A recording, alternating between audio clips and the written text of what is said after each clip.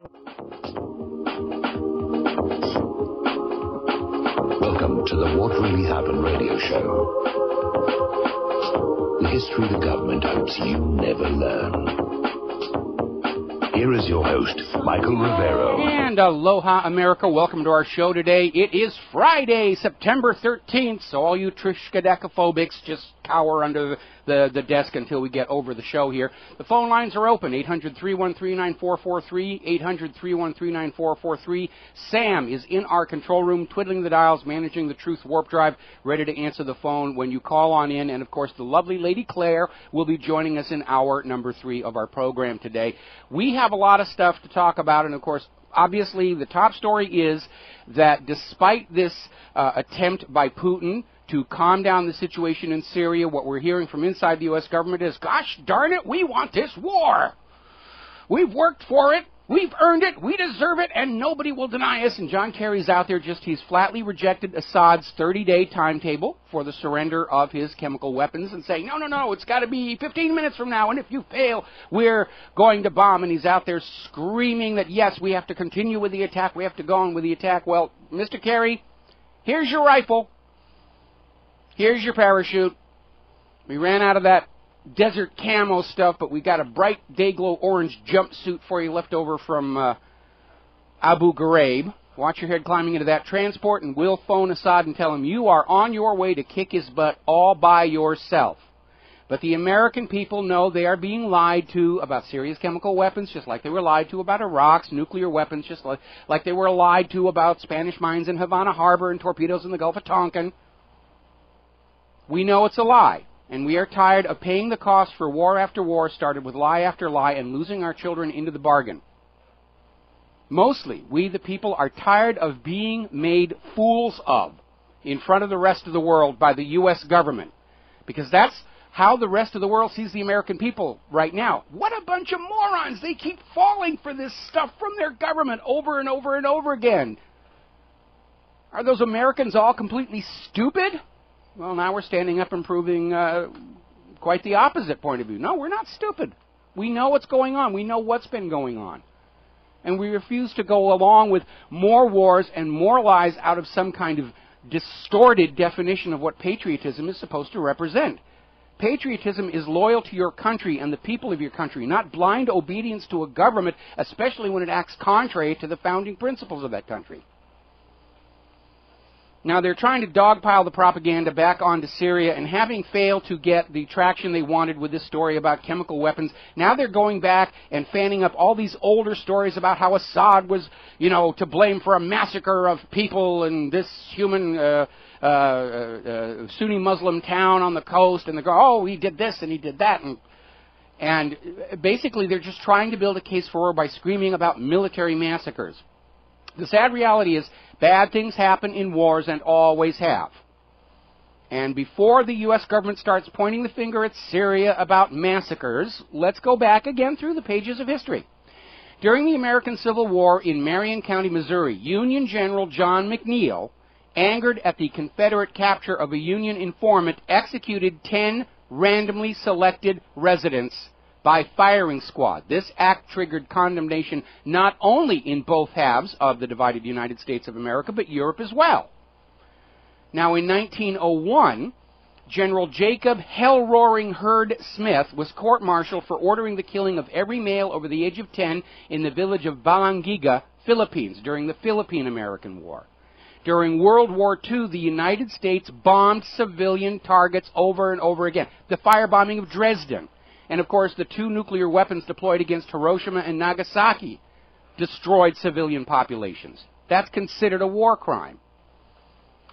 Now, during the invasion of Sicily in July of 1943, Lieutenant Colonel Herbert McCaffrey ordered U.S. troops to fire into a crowd of civilians trying to find food following the German withdrawal, killing at least 8. This incident was kept secret from the American people until 2005. When a surviving witness made the story public. Following the Japanese surrender in World War II, U.S. forces raped at least 1,300 women in Kanagawa Prefecture alone. In July 1950, hundreds of South Korean refugees were shot and killed by U.S. Army forces in what came to be known as the No Gun Ri massacre.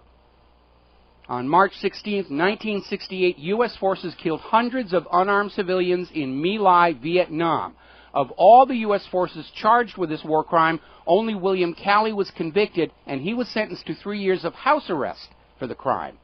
In the 1970s, the Vietnam War Crimes Working Group declassified other reports indicating that My Lai was not an isolated incident.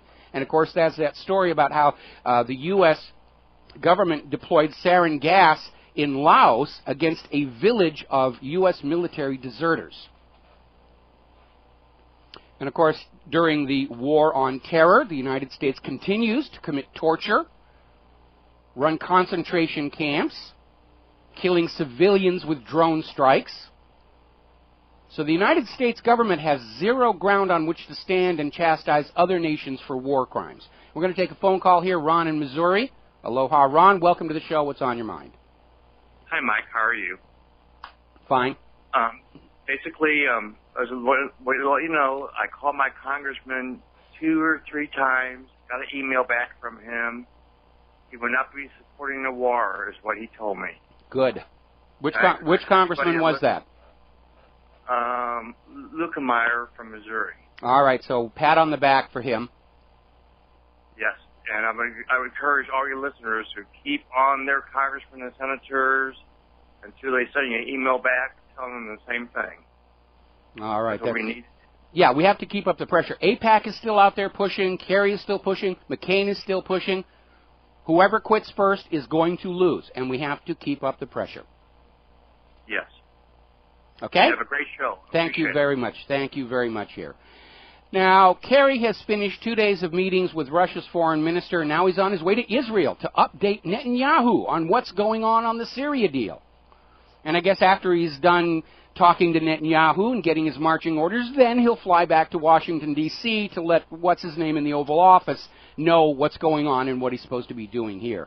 They couldn't make it any more obvious that Israel's the driving force behind this whole situation. Speaking of Israel and their enablers in the United States of America, Senate Armed Services Committee Chairman Carl Levin, who's definitely an Israel supporter, darling of AIPAC, is out there trying to tell members of Congress they should not listen to public opinion in deciding whether or not to attack Syria's Assad. That they should not be looking at the polls. You don't want to pay attention to that stuff. You know, just listen to all of these AIPAC and defense industry lobbyists. That's who you need to listen to decide whether or not you're going to attack Syria or not. And, of course, Carl Levin has it all wrong, because the American system is based on the principle that Congress works for we the people. Congress is not supposed to be working for Israel or AIPAC or Wall Street, the Federal Reserve or the military-industrial complex.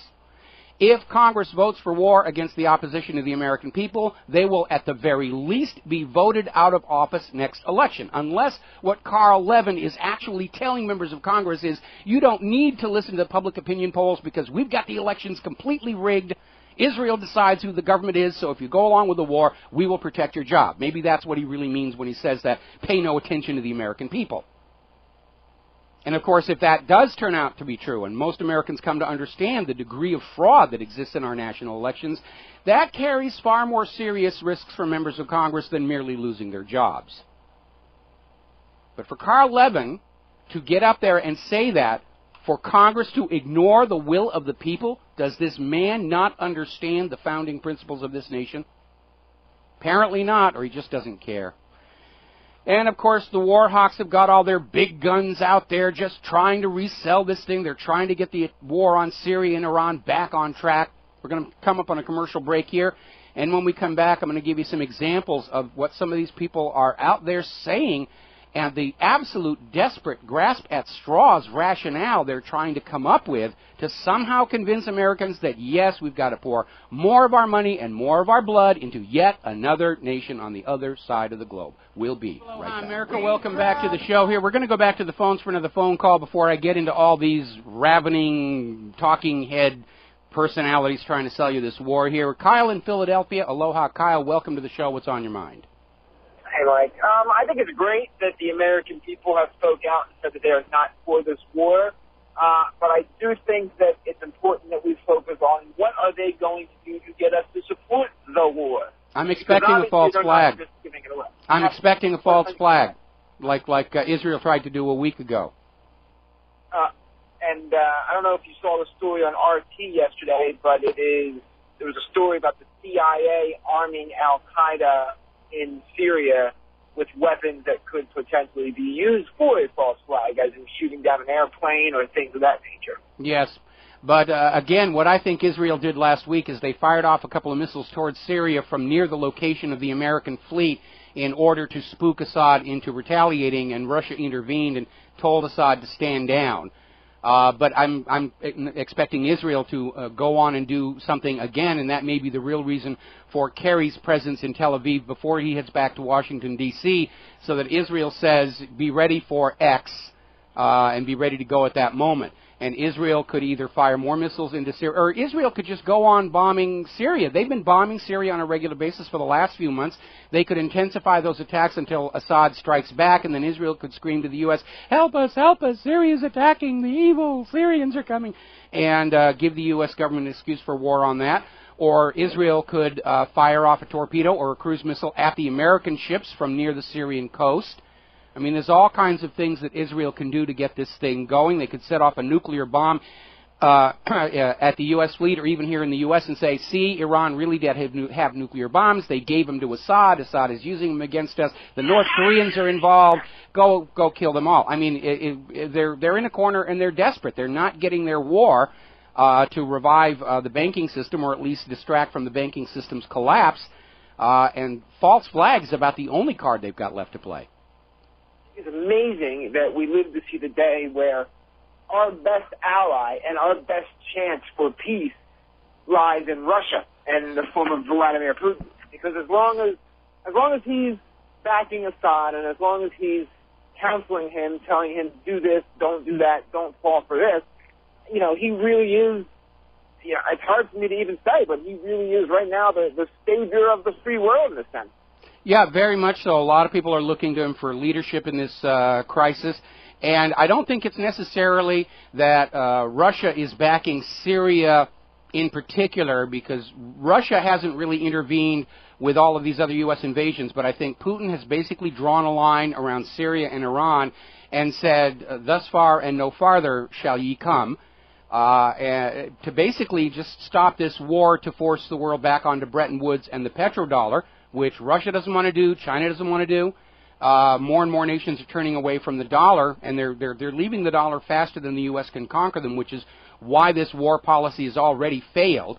And my concern continues to be that if the U.S. gets into a war with Russia and China inside Syria and Iran, Russia's already said ahead of time, what they will do is pour weapons and supplies into the other side and grind the United States down slowly in a war of attrition, just like Vietnam. Russia has the resources to do that. The United States does not, and that means somewhere between the escalation of military activity and final capitulation by the United States government, the U.S. will resort to nuclear weapons, because they are the only government on earth to have ever done so before. Well, and if anybody who's ever seen Rambo 3 knows that that's exactly what we did in the 80s with Afghanistan. When Russia was locked in their war, we absolutely supplied the Afghanis and a little man named Osama bin Laden with weapons and ground down the Russians, so it led them to collapse. So it's amazing how the tides have even turned. Well, I have to admit, I didn't see Rambo 3. I mean, I liked the first one, second one less so. And, you know, Stallone does his own chopper flying, by the way. Little movie trivia there for you. So he's a qualified helicopter pilot. But there's the other movie, of course, with Tom Hanks called Charlie Wilson's War, that's a little bit more factual about that situation. It's still spun to make the U.S. look good and the Russians look bad. But that's exactly what Russia is going to do to the United States, not just in Syria and Iran. They'll start going back into Afghanistan. Because Russia... Okay. I'm sorry. Go ahead. Where do you think the big dog in the room who hasn't barked yet is China? Where do you think they fall? What do you think their next move or plan of action is. China has already made it very clear they will side with Russia against the United States in the event of a conflict, and China's not remaining silent. They're out there today saying that all the lies about weapons of mass destruction in Syria and Iraq are coming from Israel, and they're absolutely right. The trail of lies leads from the White House for Iraq, led from the White House to the Pentagon's Office of Special Projects, through those spies that were operating out of AIPAC, over to Israel. And they tried to make the scandal, oh, information is flowing to Israel, and that wasn't the real scandal. It was all this doctored documentation and phony information created by Israel, fed back into the Pentagon Office of Special Plans, and then sent to the White House as if it was vetted intelligence when it wasn't. They stovepiped all of that stuff coming from Israel and completely bypassed all 16 United States intelligence agencies, who had no say on whether or not any of this information was any good. And if you remember the forged documents claiming that Iraq was buying yellow cake processed uranium from Niger, former Ambassador Joe Wilson went and investigated, and he came back and said these are completely fraudulent. And the Bush White House tried to silence him by outing his wife, Valerie Plame, who was working for the CIA. And in doing so, they not only blew the cover on a lot of CIA agents, they blew the cover on Brewster Jennings Associates, where Valerie Plame was working, and Brewster Jennings Associates was the CIA's entity for tracking third world nuclear weapons. And they just put them out of business. All right, Mike. Well, you have a fantastic weekend, and I will talk to you next week. All right, looking forward to it here. Now, getting back to the media, they're bringing out the big guns about why we have to go to war in Syria, and Charles Krauthammer is making the rounds of all the talking shows, and he penned an op-ed saying basically that if Obama doesn't attack Syria right now, that he's simply being incompetent. He's incompetent as a president if he doesn't, attack Syria right now. And, of course, Charles is ignoring the fact that Obama doesn't actually have a legal authority to do so. And Obama certainly does not have the support of the American people. He doesn't have the support of the United Nations, doesn't have the support of NATO, doesn't have the support of the Shanghai Cooperative Organization, doesn't have the support of BRICS. But Krauthammer is saying if you don't just haul off and start a war all on your own, you're being incompetent. Here's your rifle, Charlie. Christine Amanpour was apparently almost frothing at the mouth on yesterday's AC 360 later, and just went after her fellow panelists for not supporting intervention in Syria. Said she could barely control her anger that these people don't want to go over there and attack Syria. Of course, none of those people are going to go. It's your kids who are going to go. It's your money that's going to go. And the same message to Christine as to Charlie and John and everything. Christine, here's your rifle. Here's your parachute. If you feel that strongly that Assad has to be destroyed, go on over and do it yourself. But I'm sick and tired of all these people living safe in the United States of America in well-paid positions in government and the media saying that somebody else's children are somehow obligated to go intervene in Syria based on things that are happening within Syria's own sovereign borders. Regardless of what's going on inside Syria, there is no foundation in international law for an outside intervention based on internal affairs. It's just a concocted excuse out of thin air to start another U.S. war of conquest. We're seeing articles appear in places like Investment Watch blog, the American regime's credibility is in free fall, and they're absolutely right. Just as the U.S. government destroyed the faith and trust of the American people, they destroyed the faith and trust of everybody around the world. We'll be right back. Aloha, America. Welcome back to the show. We're going to go back to the phones. John in Barbados. Aloha, John. Welcome to the show. What's on your mind? Hi, Michael. I want to make a statement which may not be very popular. If you remember yesterday, or the day, I think it was yesterday or the day before, I suggested that Russia should arm the Syrian army with the same weapons that America, Britain, and France and these other nations use when they're Why would the Syrians? I wasn't suggesting. Hang on. Why would the Syrians go for that deal? Don't they want the better weapons? They do want the better weapons. Well, then they should get the Russian stuff. Yeah, that's what I said. Yes. The other day. But what I'm saying to you is, Michael, that I think you suggested that they wouldn't want to use these on their own people. I wasn't suggesting that. What I was suggesting was that they obtain these weapons to use on the invading armies, the Americans, the Brits, the French, the Turks, whoever's invading this sovereign nation. I mean, use them. It seems to be some hypocrisy and double standards working here. If America and the NATO forces can use these weapons, why not Syria to defend themselves? The invaders can use them. They've used them on all nations like Iraq. Well, you make a very, very good point here. And technically, these nations like the United States are not supposed to be using these weapons. They're not even supposed to possess them for those nations that have signed and ratified the Chemical Weapons Convention like the United States. And yet the United States still is keeping its stockpiles. But the reason for having any weapons of mass destruction is to deter invasion. And we've seen the long history of the United States screaming about weapons of mass destruction, but only invading nations that do not actually have them. Well, exactly. That was the point I was trying to make 2 days ago, which was to supply these weapons as a deterrent, not to be used, but to, because I think this butchery has to stop. It has to stop sometime, and it's better it stops now than we continue supplying these al-Nusra, al-Qaeda, and all these other people with these weapons and just bringing a sovereign nation to its knees. It's ridiculous. I'll tell you how to stop the butchery, absolutely, and that is we take all of these leaders who want the wars and we put them in an arena with chainsaws, and whoever comes out with most of their bodily parts, they've won the war. And we could sell admission and the TV rights and balance the federal budget with that. But we look back in history at some of the so-called greatest leaders in history, meaning the greatest conquerors. They led their own armies. Napoleon led his own army. Alexander the Great led his own army. Julius Caesar led his own army. And here we now have a generation of leaders in the United States of America, most of whom in Washington, D.C. have never actually been in combat, have no idea what it's like. And they basically want to sit in their little bunker and send other people's children out to die. Well, I mean, from my perspective, Michael, the first job we need to do is basically arrest all these criminals in the central banking system, Wall Street, City of London, and, you know, they cannot make a profit then. You know, jail them. We don't want to kill them, just jail them and jail them for the rest of their day. I prefer George Carlin's solution, crucifixion, upside down, naked. I'm not quite that brutal. Well, I am. I'm getting there, you know. We give everybody in the crowd pea shooters to fling hard, uncooked peas at the delicate parts. Yeah. Tar and feather. Yes. And drawn quarter. And the rabid dog, I remember you saying.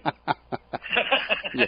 No, the phrase is tarred, feathered, hanged, drawn, quartered, burned, and the ashes peed on by a rabid dog. That's my final solution. That's the solution. Okay, Michael, I'll let you get on, but I just thought I'd mention, you know, this is just utter double standards and hypocrisy being pushed by these various governments, and I think Putin, in his letter to New York, stopped these people dead. I have a little poem, actually, that I wrote about that. Okay. And I'll just bring it up, and then I'll read it and see if you have any reaction to it. Okay. If it begins with there once was a girl in Lahaina, I'm going to just cut you off right there, just to let you know where we have to keep the show clean to prove we're a just and moral people. Absolutely. Barack Obama's White House team, without a doubt, a fascist regime. Deceiving liars is their way, whilst governing the USA. Propaganda pushed to the fore, to start and prosecute a war. John Kerry's target is Islam. The Muslim nations he will slam.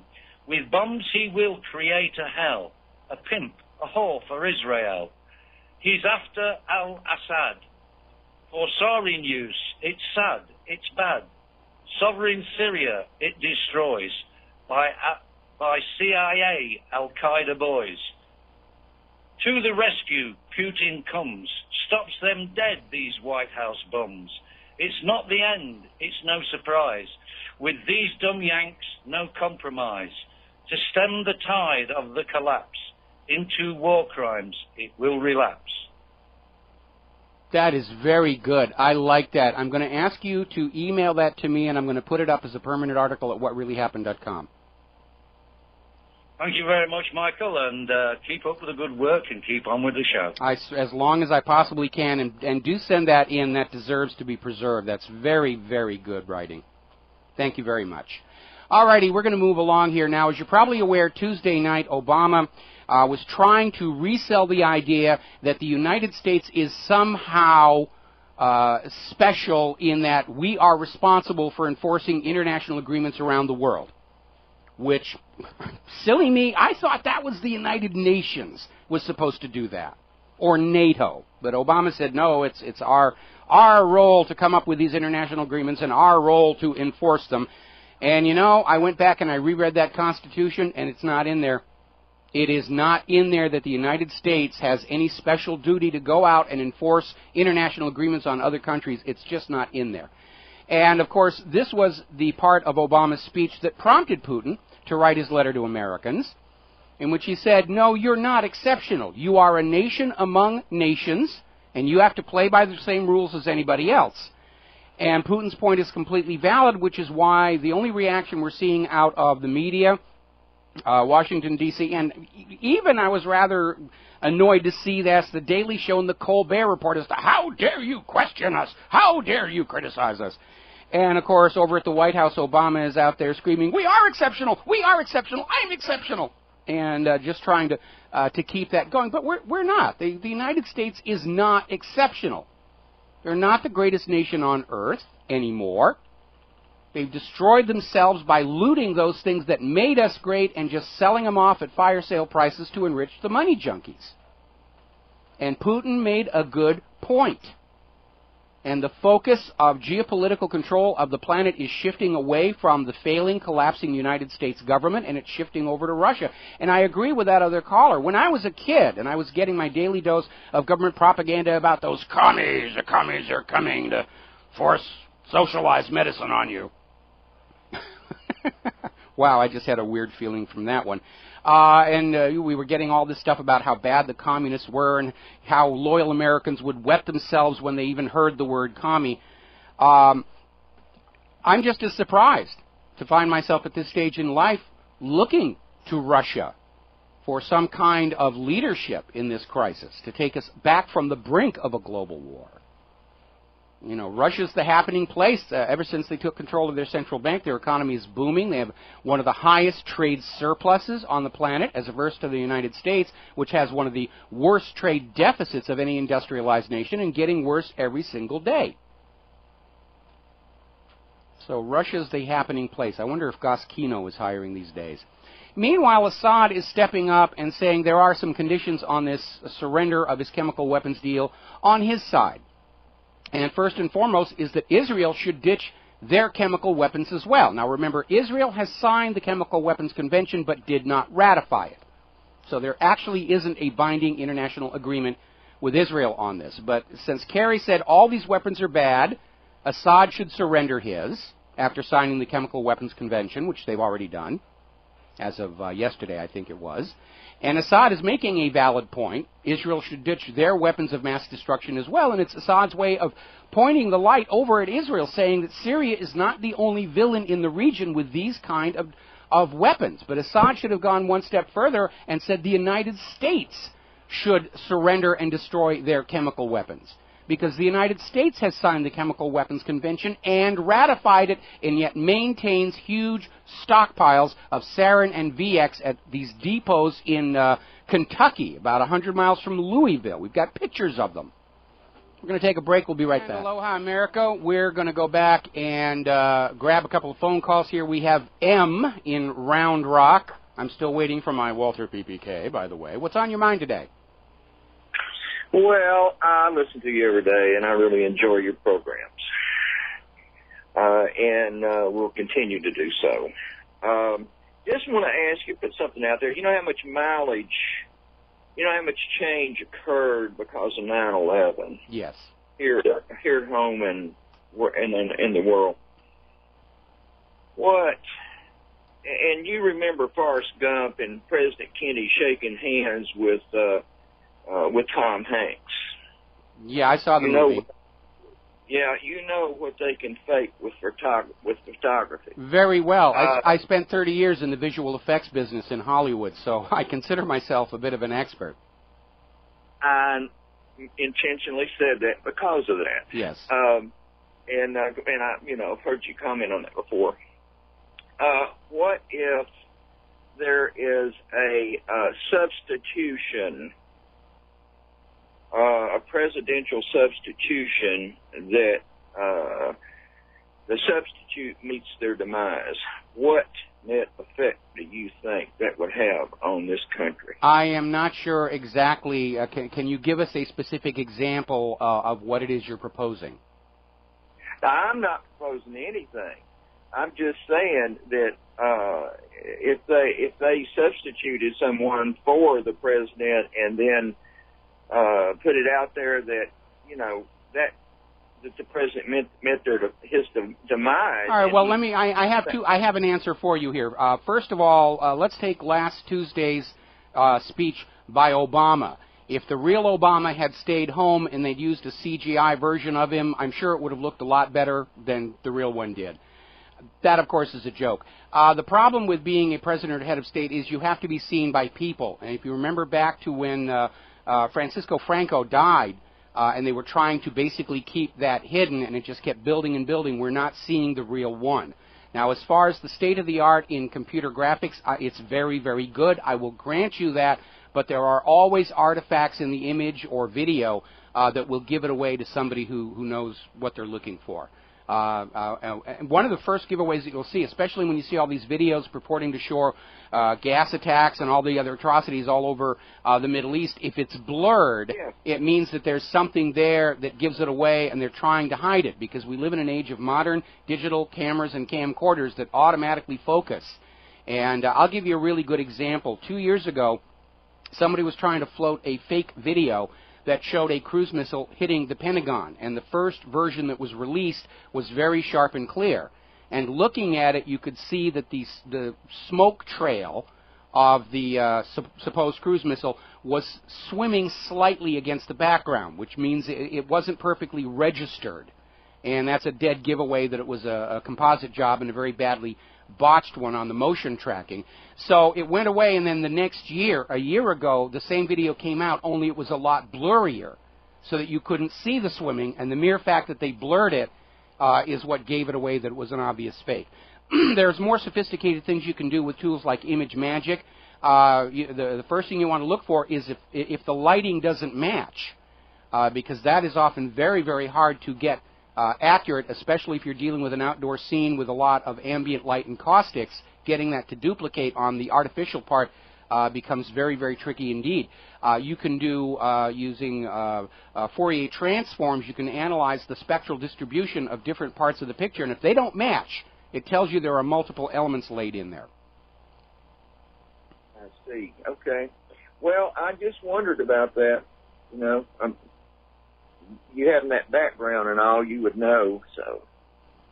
I'm not saying it's impossible, and they might even be able to get away with it once, but as an ongoing permanent aspect of getting rid of El Presidente and then having a computer-generated fake for the rest of his term in office, that they're not going to get away with. Because the president does a lot of his business with personal face-to-face meetings. They can't run it like they did with Simone, where she films all of her scenes separately from the rest of the cast. It's just not practical. Yeah. Oh, well, I wouldn't want anything to happen to him, but I just, with everything that's happening, I just wondered, what possibly may happen. Well, again, like I said, they might pull off a fake like that once or twice, but as an ongoing permanent exercise in propaganda against the people of a nation, I don't see it being able to succeed because, again, there are so many people out here who are experts on this work, and many of them now gainfully unemployed because of the decline in Hollywood, and they're going to be looking at this stuff. The key point to remember, and this was demonstrated by the backlash against the lies of Syria, we have 330 million Americans who are now looking for reasons not to trust the official story coming from the government and the corporate media. And, it's easy to bamboozle somebody when they're not looking for a fake. When the pictures about Lee Oswald with his gun in newspaper first came out, people just saw it in the newspaper and said, oh, that's it, he's a nutcase with a gun in communist newspapers. And then when the Warren report collapsed as a hoax, people went back and looked and said, oh, yeah, it's obvious there was fraud going on there.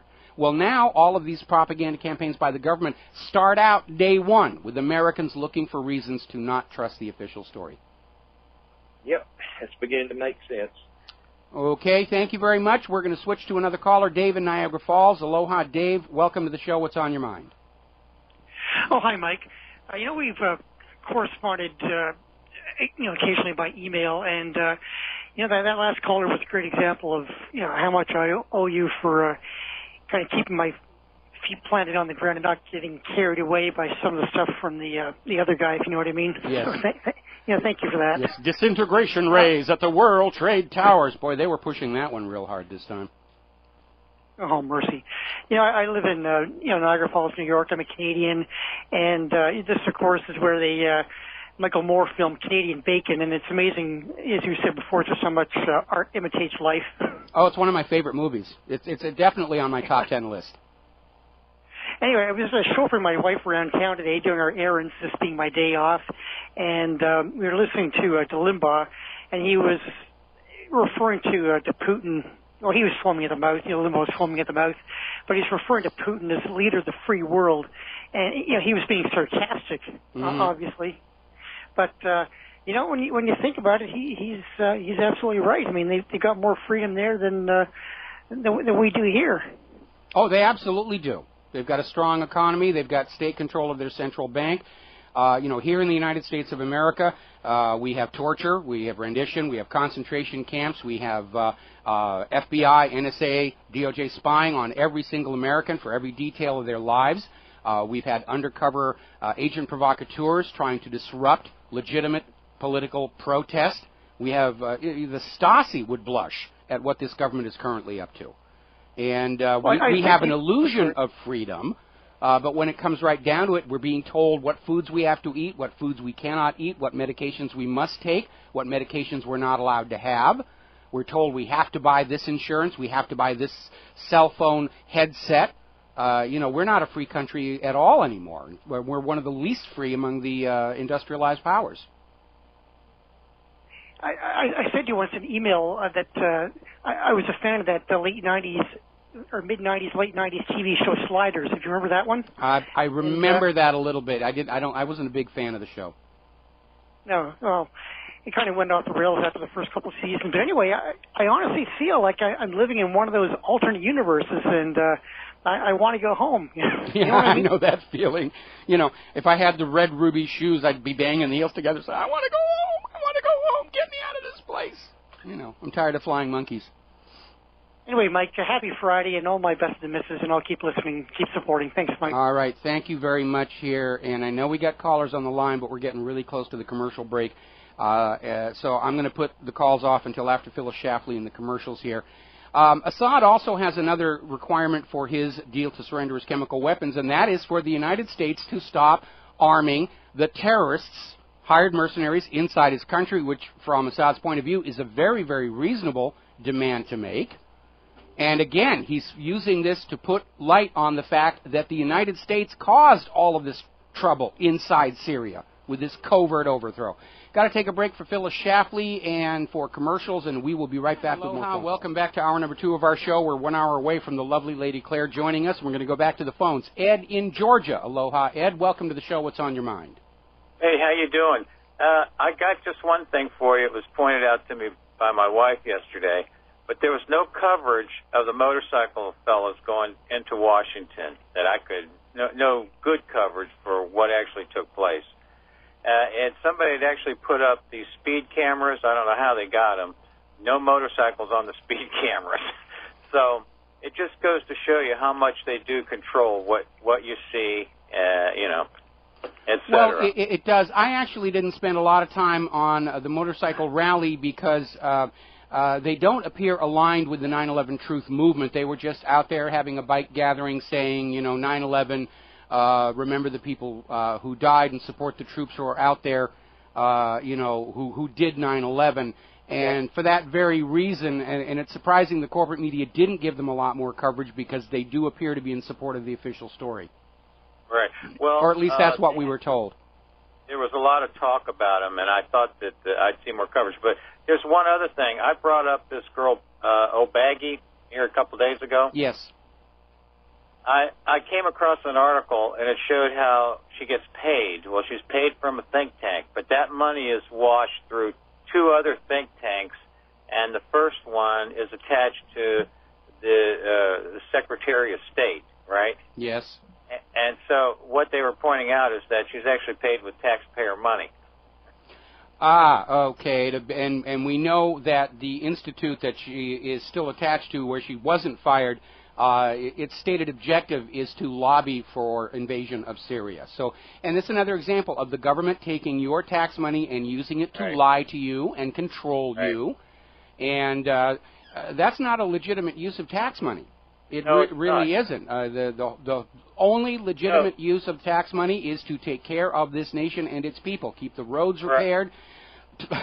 Shall we talk about flood control in Boulder, Colorado right now, or the flood control down in New Orleans during Hurricane Katrina? All of these infrastructure systems are just being allowed to rot away, so the money can be spent on war and NSA spying and Israel and the rest of it.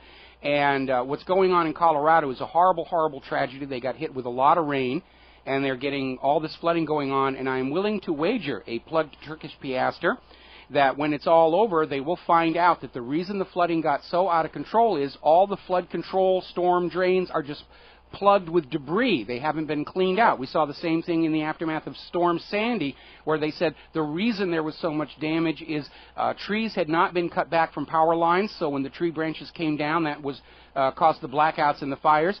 The storm drains that were supposed to take this excess water away were clogged with years and years of buildup of debris, and I am willing to wager we'll find out the same thing happened in Colorado. Right. Anyway, Mike, thank you very much. And keep up the good work. Thank you very much. I will as long as I can. We're going to switch over to Danny in South Carolina. Aloha, Danny. Welcome to the show. What's on your mind? Hey, Michael, I got a quick, a fast one for you here. I may have just seen one of the hidden signs of the apocalypse. I listened to another network, which should not be named, while I'm waiting for your show to come up.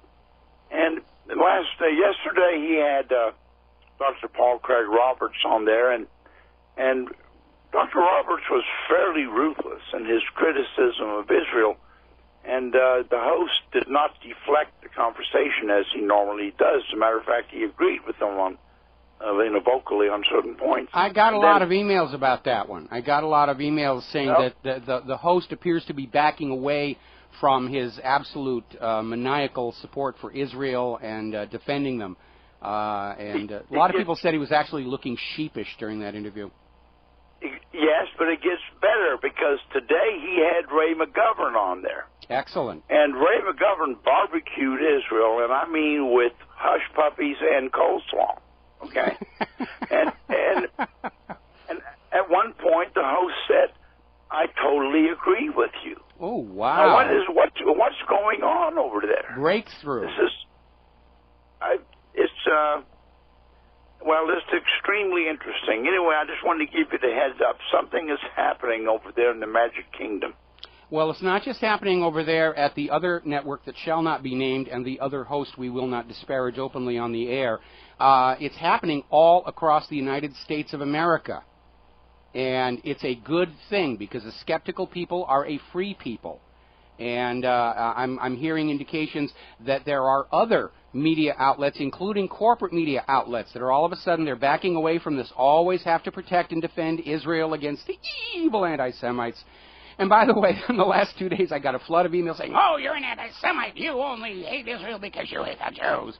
And it's like they haven't been playing that same propaganda card for the last 50 years, and they don't realize they've burned it out. It's lost its shock value. People don't care anymore. "Oh, you're an anti-Semite." Who cares? You know, and they're... Yeah, exactly. Well, I just wanted to pass the news on to you. I'm still kind of in shock, but it could be a good thing. this could be a good thing. Well, I'm not holding my breath waiting for an apology for a previous personal insult on the issue of Israel, but it is good to hear that obviously the truth is getting out there. And Americans are waking up and realizing that they have not just been lied to on a couple of occasions, they live in a complete society of lie, fraud, and deception. And I think one of the reasons the movie series, the franchise on The Matrix, was such a huge success is people understood on some level that that matrix was a metaphor for our current world, this carefully crafted and maintained illusion held before our eyes to turn us into slaves. Well, Michael, this is, largely your fault. I mean, you're behind you're behind this. You're a major player on this lovely show, and I'm listening. All right. Well, thank you very much here, and I refuse to plead for mercy on that last issue here. All righty, well, we're going to let you go, and I think the phone lines are clear right now, so I'm going to get back to some other stories we need to talk about. One of the issues that John Kerry was attacked on was his claim of some 1,400 victims of this alleged chemical weapons attack, when the people on the ground had listed a far smaller number. And now they're hemming and hawing and saying that, well, the U.S. was talking about the total number of deaths in the entire incident, including people who were killed by conventional artillery and gunfire, which doesn't mean their deaths are no less tragic. But when you're selling the idea of evil chemical weapons, you don't contaminate the story by just raping in any dead body that you can find to inflate the numbers. And it's just another indication that Washington, D.C. has survived for so long on spin, propaganda, and lies and fraud, they actually don't know any other way to work, which is why ultimately they're doomed. All right, we've got another caller on the line, Daniel in Louisiana. Aloha, Daniel. Welcome to the show. What's on your mind? So much, man. I just got through listening to Alex Jones for a bit, and I know you stay on top of the geopolitical strategies of the day. I like to too, but the bottom line is that we can only manufacture war for so long. You know what I'm saying? Little boys are done fighting. We've been thrown through the meat grinder. All of the DU that they breathed in, it's just got to come to a halt. You know what? If somebody wants to fight, then let them go fight. We'll give them the weapons. Yeah, you know what I think I'm going to do? I was thinking about this over the last break. I've got this sort of pet phrase that I use, here's your rifle, here's your parachute. I think I'm going to make that up as a graphic, including images, and I'm going to post it at What Really Happened for people to download and simply mail to anybody in the government or media who's saying we've got to attack Syria, and say, if you feel that way, here's your rifle, here's your parachute. And we need to sort of get that going as a public meme, saying, those who want war, go fight the war. The rest of us are going to stay home, and that's just the way it is. And we need to get that message out there. Thank you for the call, Daniel. We'll be back after these commercials. Aloha, America. Welcome back to our show here. Now, there's been an interesting development which is going to cause no end of difficulty for the United States government, because apparently Ayman al-Zawahiri, the leader of the Jabhat al-Nusra, which is the primary opposition force opposing Assad in Syria, is calling for terror attacks inside the United States. Now, al-Zawahiri just happens to also be the current leader of al-Qaeda. What is this guy doing? He's calling for terror attacks inside the United States of America. At the same time, the United States of America is desperately trying to find a reason to go in and bomb Assad. Doesn't seem to make a great deal of sense, and it shows how out of control this whole situation really is. And it's another embarrassment to the United States, who is seen as supporting terrorists inside another country. And he just hammers that point home. We're going to go back to the phones. Peter in Los Angeles. Aloha, welcome back to the show. What's on your mind? Michael, I just got home, so I don't know what you've covered so far today. Nothing important. Nothing significant. Miley Cyrus. We've been talking about Miley Cyrus for an hour and 20 minutes. Michael, I could not restrain myself. I called before I even turned you on. Okay. And I need to talk about this NSA Israel, sharing of all the phone calls and emails every electronic transaction we've ever done, basically. I mean, which is unconstitutional and illegal for the United States intelligence agencies to have that. Yes. It's against the law for them to do it. It's against the law. Against the law, it would be horrible to have that for the LAPD or Honolulu Police Department. But to give that all that data, including the conversations, the content themselves, to a foreign country, to allow 300 million Americans to be open for blackmail and subversion and suborning and intimidation or whatever else, theft, what does that, think about what that says about our government, and that not only are they doing that themselves, but they're farming it out basically for a price. You pay these guys, these politicians, and the chairman of the Senate Intelligence Feinstein and blah blah blah, and they'll give everything for enough money. Yeah, they will. They'd sell their own mothers for $1, and a few of them, I understand, actually have. Israel has already responded to this allegation, screaming, "Oh, it's a lie. We don't spy on Americans." They sort of admit that yes, they've been caught spying on Americans before. There was a huge scandal where the ADL was caught engaging in spy operations against America for Israel. We know about the AIPAC spy scandal. We know that on 9/11, the U.S. government had just uncovered the largest foreign spy operation in U.S. history being run by Israel. And we also know from Carl Cameron's 4-part story on Fox News that some of these arrested Israeli spies, there was evidence that linked them to 9/11, which has been classified by the United States government. But Israel's out there saying, "No, ridiculous. We don't spy on Americans. Anybody who thinks we're spying on Americans is an anti-Semitic, Hitler-loving, Jewish baby-killing, commie-fag junkie that nobody should look at." Think of what a betrayal this is by our own government. Oh, we were betrayed. The American people were betrayed by the U.S. government in 1913 when they sold us back into the slavery of a private central bank issuing the public currency as a loan and interest, the very same system of banking we fought a revolution to be free of. Michael, think of what this says about what the government thinks of us if they're willing to sell all our private information to a foreign government. Well, they treat us like livestock. They don't even see us as people anymore. We're being treated like we're livestock on a farm. They tell us what to eat, what medications to take, where we can live, where we can go, how much electricity we're supposed to use. And, yeah, they have no respect for us as human beings, both because of the NSA's complete intrusion into our personal lives, like we're already prisoners in a giant 3,000-mile-wide concentration camp, and then they take the information they glean from us and they just give it to their buddies in Israel. I mean, that right there tells you all you need to know about the reality of the United States of America. We're not a free nation any longer. We are a 3,000-mile-wide concentration camp fed the illusion of freedom by a government that absolutely sees us as property from which wealth will be harvested to prop up the banks and soldiers will be bred for wars of conquest. Michael, it was sold to them for campaign contributions, basically. Yes. And by treasonous people in the who are Israeli firsters who are they're treasonous. They're traitors by any other stretch.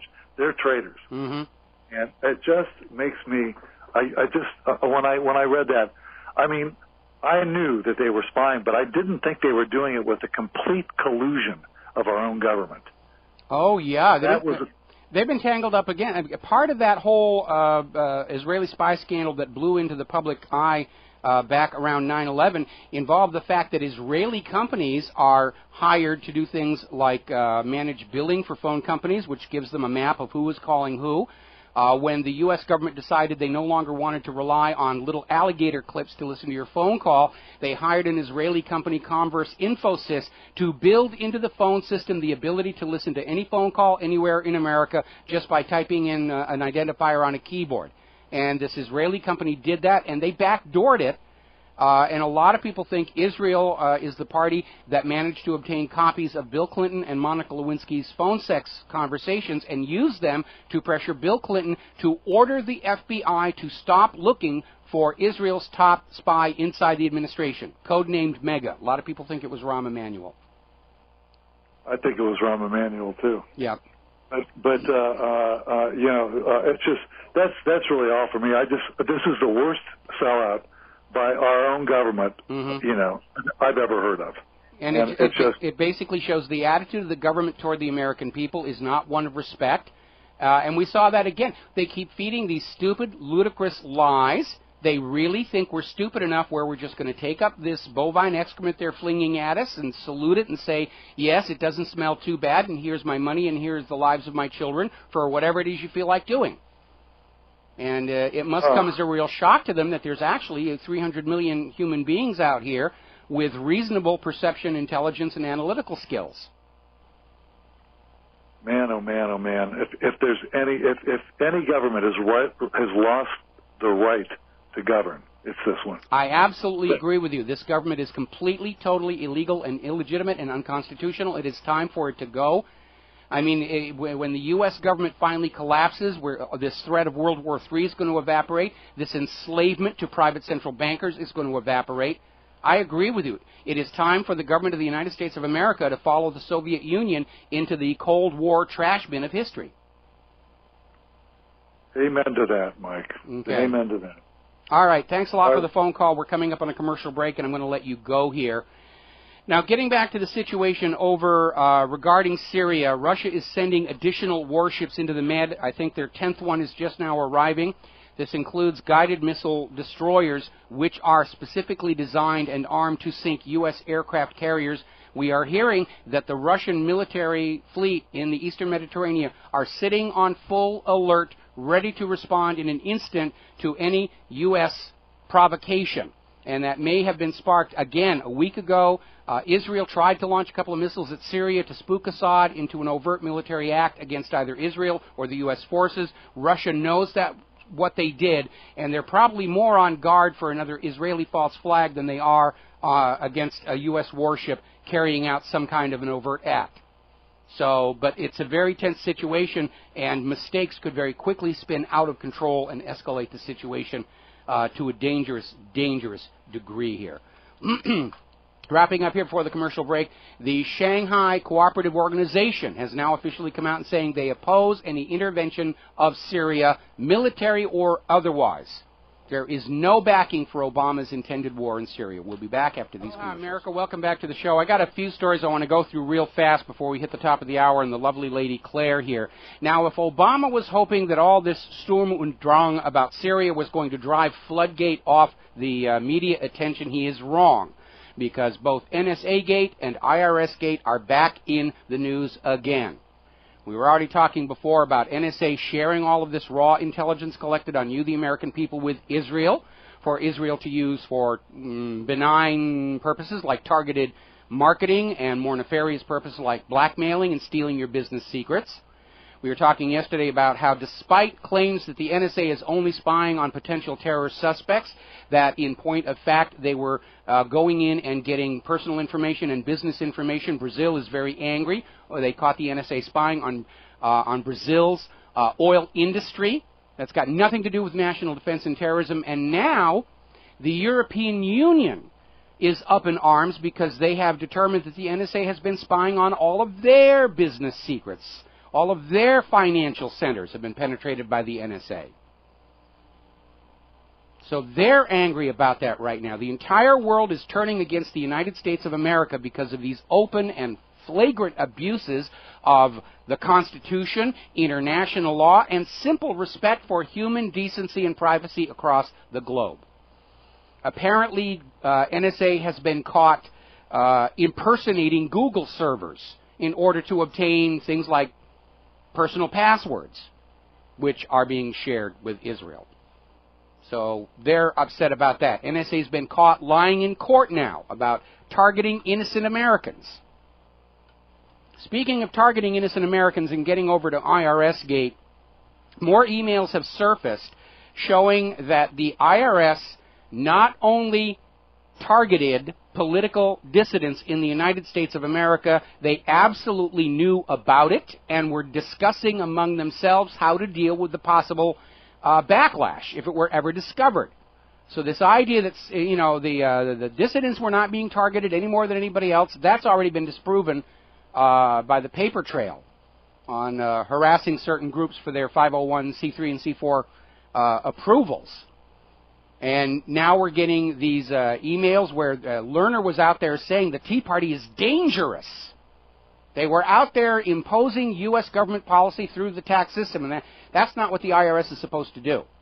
For one thing, they're a private company. They're not actually any kind of law enforcement. They're a private collection company working for the private Federal Reserve.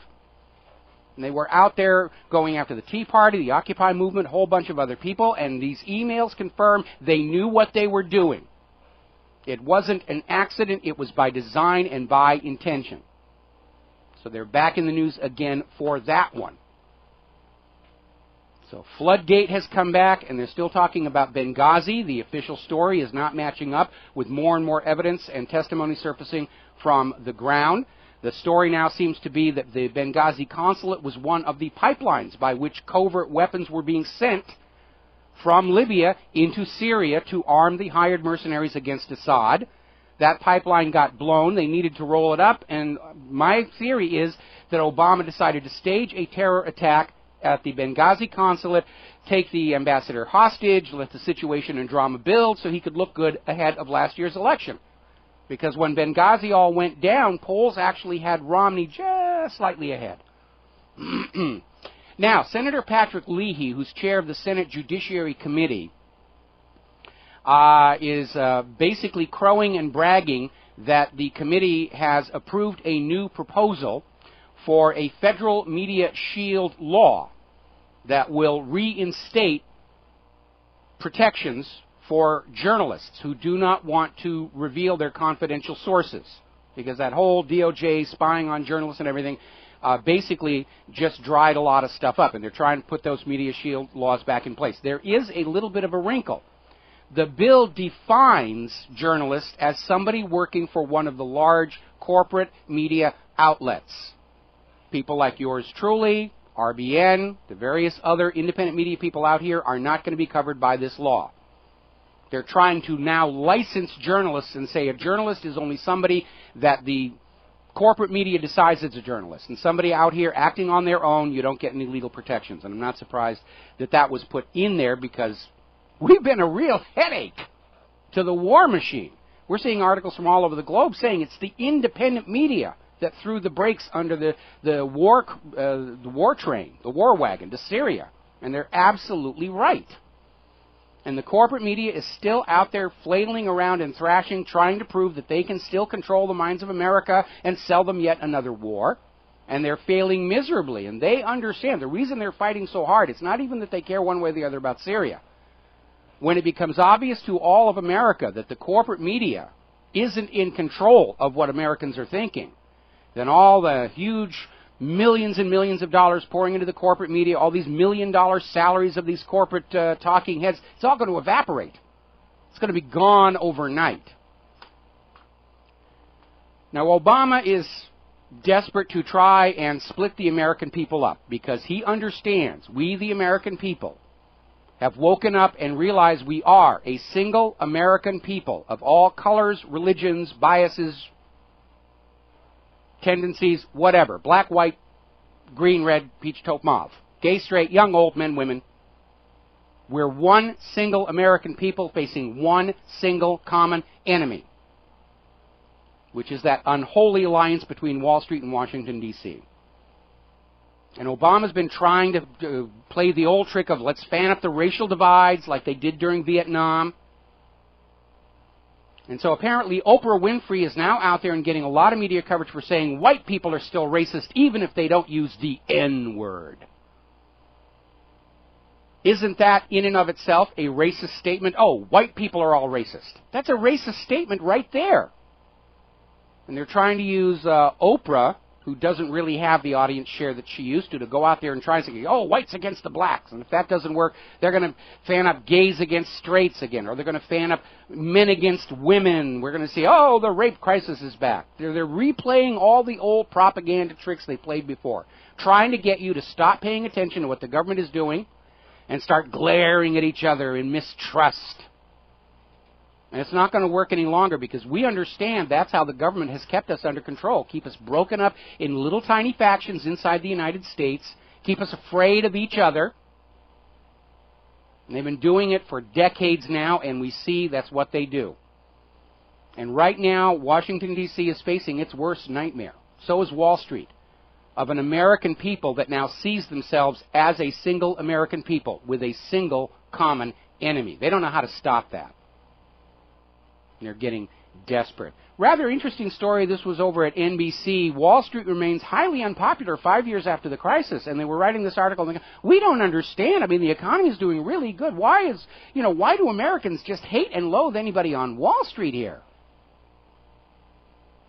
Well, we now know that 95% of the recovery, meaning all that instantly created money coming out of the Federal Reserve, quantitative easing, 95% of all the gains since the crash of 2008 have gone into the pockets of the 1%. What that means is, for you ordinary American people, there has been no recovery, just an endless stream of people offering to loan you more money at interest so you can get what you need, but that's not an improvement. An improvement in the economy means an improvement in your ability to pay your debts down, not go deeper into debt. So the recovery is entirely confined to the money junkies. And then they wonder why we still hate and loathe Wall Street and see them as the author of the decline of the United States of America. They got to be on SSRIs over there. By the way, little historical note, I went back and looked at it. During the Great Depression of the 1930s, the government and the media never admitted there was a depression. Hard times, financial difficulties, bank failures, and they just kept going along saying, we'll get through it, we'll get through it, we'll get through it. It was only after it was all over and partially obscured by World War II that the government and the corporate media owned up and said, yes, there'd been a Great Depression in the 1930s. And so when you see all the news today about, oh, there's a recovery, there's this, there's that, they're lying to you again. We're in a worse depression than the 1930s. We're going to call this one the Grand Depression. Makes it sound kind of positive. We have a much higher rate of American joblessness and homelessness and hunger than we did in the 1930s. That's why they're trying to get this world war going. Because every time this Ponzi scheme central bank hits the edge of collapse, they get into a war to try and distract from all the hardship and say, oh, no, the hardship you're going through, it's got nothing to do with Wall Street. We're at war with the Germans. We're at war with the Italians, at least halfway. We're at war with the Japanese. Now we're going to be at war with Russia and China. They've played this scam on us twice before. Fool me once. Third time not going to work. We'll be right back after these. Aloha, America. Welcome back to the show. We're going to grab a quick phone call here. Jim in Georgia. Aloha. What's on your mind today? Aloha, Mike. I got something to read to you. To the people of U.S., we live in lies and distress. Our leaders have lied and won't confess. Money is boss and the hell with the rest. The war will start. They'll duck their heads to save their butts. Obama and the gang will have one ploy: to save the Federal Reserve, and that's their joy. That's it. That's it. Okay. Burma shave. Got to be my age to get that reference here. Listen, do me a favor. Send that in, because ever since that other caller called in, John in Barbados, with his poem, all of a sudden I'm getting all these poems, and they're all very well written. I'm just going to put up a page of all these poems that are sent in there and as a reference. But that was a good one. Thank you very much. All right. I did this in 10 minutes. I could have done better, but thank you, Michael. Bye. All right. Thank you very much here. Yeah, it's just another way to vent your anger and your rage about what's going on. And poems and limericks do have a tendency to stick in the public consciousness. So, yeah, if you come up with something clever, mail it in. I'm just going to do up a whole page of all of these things. Okay, I want to get onto the economy here. We have noted here on this show, and so have other people, that for the last 3 months over at the United States Treasury website, the total federal government debt has magically been hovering just below Congress's mandated debt ceiling. And yet, the deficit numbers continue to go up. What's going on? Are they lying? Well, now we understand what they've been doing to keep the federal government debt from violating that congressionally mandated debt ceiling. And you are not going to like this. Under the rubric of extraordinary measures, the U.S. government has cut off their payments into federal pension plans. They're effectively looting the federal pension plans, the Civil Service Retirement Disability Fund, a couple of others that are in there. That's what they're doing. And so for those of you monitoring this show on behalf of the government who are getting a federal government paycheck, and you think life is hunky-dory and the people you work for are just really sweet Joes, now's your wake-up call. Just like they stole from Social Security to keep themselves going and looted the retirement, embezzled the retirement money of the American people, now they're doing it to the federal employees. They're doing it to their own workers. And apparently the cash surplus that was in the Civil Service Retirement and Disability Fund will run out in October, and that's why all of a sudden we're hearing talk about got to raise the debt ceiling, got to raise the debt ceiling. They've run out of loot they can take from their own employees. Apparently, the FBI is going to close their headquarters and some of their field offices for 10 days to control costs. They're running out of money. Quick, somebody, while they're out, change the locks. So you federal government employees, now's your wake-up call. They're stealing from you just like they're stealing from every other American citizen. If you thought you had a nice retirement from Social Security and the federal pension plan, wrong. It's gone. You're not going to get it back. Going to go back to the phones here. BJ in Arizona, welcome back to the show. What's on your mind? Hi, Mike. I love that one guy's poem. That was really awesome. Yes. But other than that, I'm totally steamed right now. Good. Because I'm so sick of this racist thing. First off, if we were that racist, there wouldn't be a President Obama. That's true. And Oprah wouldn't be a multi-billionaire. Okay. You just nailed it right there. That's exactly right.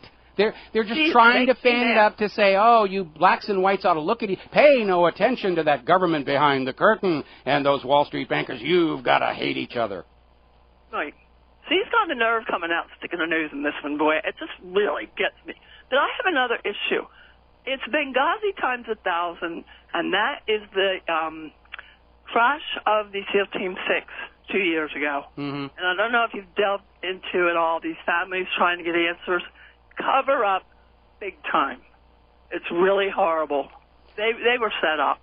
Well, and one of the kids' father's been on quite a few shows, and I've listened to him, and it is devastating. Well, the problem is we know that the claim that President Obama got bin Laden in Abbottabad is a complete, total hoax. We know the real bin Laden died of natural causes in December of 2001, and all the Osamas since then are these manufactured fakes who over time look less and less like the real bin Laden, seem to get younger and darker and healthier. I mean, this guy was on dialysis in 2001. He definitely would not have been alive till last year. And we know that in order to bolster this story about, hey, we got bin Laden, or President Obama got bin Laden, they flooded the net with all of these phony photos claiming to show bin Laden's body, and they were all very amateurish level fakes. Joke. They were jokes. If my students at UH had handed in that work, I would have flunked them. That was that bad. And we know, we actually got a confirmation from inside Congress that they were the same pictures being shown to Congress to say, hey, we got bin Laden. And it was a very amateurish fake. So then, of course, the White House says, we will release no more pictures out of respect to the dead guy, which was laughable on the face of it. And so anybody who was a witness to the actual raid at Abbottabad, who'd be in a position to know that, no, that wasn't bin Laden they got, becomes an instant liability for the federal government, and something unfortunate has to happen to them. And again, something was going to happen to them, because when they were home 2 months before they died, they were all changing their will and talking to their parents about these families have gotten together now, and they've shared a lot of cross information. Yep. And this guy's son was talking about his will 3 different times before he left. They all had a bad feeling about something was going to happen to them. And but that's just a little piece of the story. There's a lot more there, and it's really ugly. Well, it would make sense, if these individuals knew they were in possession of information that would absolutely discredit the federal government in their claim that they got bin Laden, they would know that would make them a target, because people were talking. These guys know what this government does to people who've got bad information that can't get out. Again, going all the way back 20 years ago, Vince Foster. Well, they're going after the families now. I'm not surprised. I'm not surprised. Look what they did to Michael Hastings. Prosecutors and everything. It's really. We're into Gestapo territory here. We're into absolute Gestapo tactics being used by the U.S. government to try and shut us all up, and we are not going to be silent. We are the new. I'm from Philly, so he's not going to be silent because I know what these from Philly too. So I know what these people. He's not letting go. He's like a pit bull right now. He's not letting go. He doesn't care who knows. And he's talking. All right, we got to let you go because we've got a couple of phone calls and we're running out of time here. We're probably going to have to take John into the next segment, but I think we've got time enough for Tom in Alabama. So, Tom, aloha, welcome to the show. What's on your mind? Yes, can you hear me? Yes, I can. You're on the air. Yes, I want to comment on the comment that Oprah made. Now, as a black American living in the South, I'm tired of black people using the N-word toward each other. I'm just wondering what form of racism would you classify that as?